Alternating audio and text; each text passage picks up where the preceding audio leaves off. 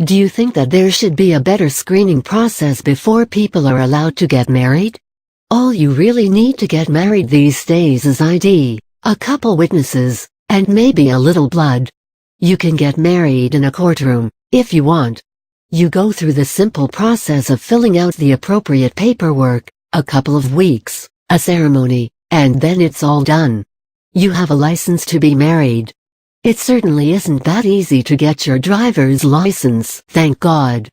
Premarital counseling is a must for Christian marriages, if they want their pastor to perform the ceremony. I have heard of some cases where the counseling didn't work out, and the pastor would advise the couple not to get married, or at least to wait. I'm not sure about pastor refusing to wed a couple, but I think there have probably been some cases like that.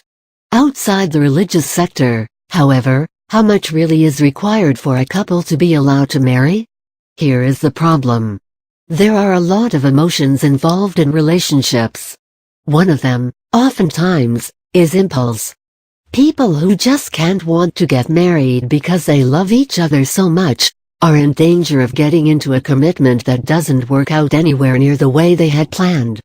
Infatuation is all too often misconstrued as love, and better judgment is often clouded with heartstruck feelings.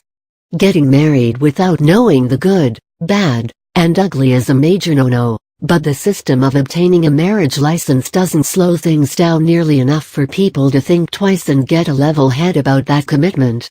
Relationships need to be tested. The film License to Wed with Robin Williams is an incredibly humorous example of what I mean.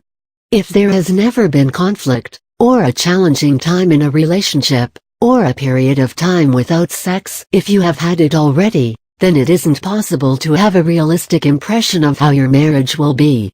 Life has ups and downs. If your relationship has always been on the up and up, or has more downs than you can count, marriage can wait. Forever is a long time, and if you are considering marriage, it is important to be realistic about your relationship. Feelings are nice, but they hardly pay the rent or mortgage. What about children? Do you agree on how many to have, if at all? You can fall for anyone, but that doesn't mean you have the same outlook on life or the same views about what marriage really means. Expectations have to be laid out on the table at least as far as money, sex, and children.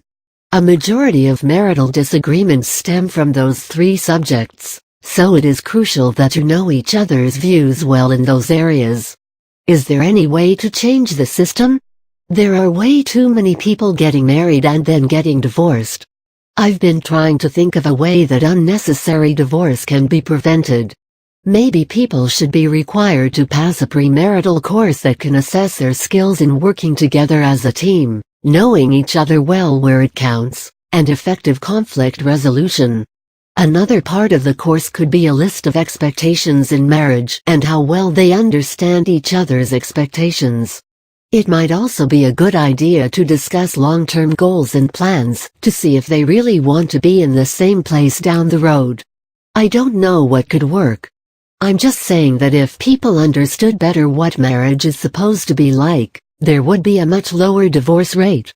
I'm saying that some people should slow down and really make sure that they have a solid relationship that has the potential to grow over a lifetime. Or maybe everyone should just find a minister like the one in License to Wed before they tie the knot.